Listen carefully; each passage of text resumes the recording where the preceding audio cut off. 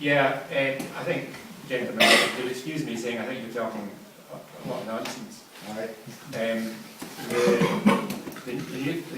The Trident base at Fastlane and Coalport were the cornerstone of our defence over the long, long Cold War years. If we hadn't had that defence there at that time, I don't know what might have happened to this country. Certainly the Russians might have attacked. And we had that defence, they didn't attack, and we're where we are now.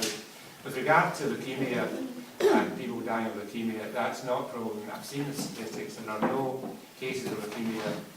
There are no extra cases of leukemia in the Coalport or Fastlane area. I've seen these statistics, so what's being said is an exaggeration, I'm afraid. Chris, do you want to come in? Yeah, I'm not a submariner. When I was in the Navy, my background was communications, but I was in the base for the last 5 years of service.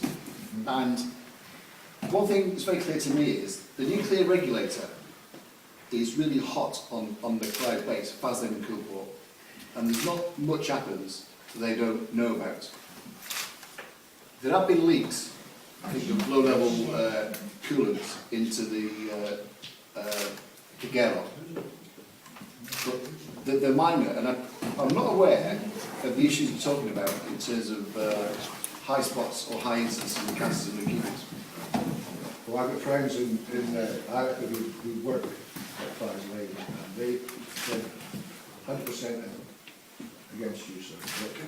Yeah. Sorry, Gordon wants to I was just wanting to make a brief comment. It's along similar lines. We just have a look at Dalgety Bay, the debate that's going on just now between the Scottish Government and the Minister of Defence, and that's not recent contamination. That's contamination from the Second World War.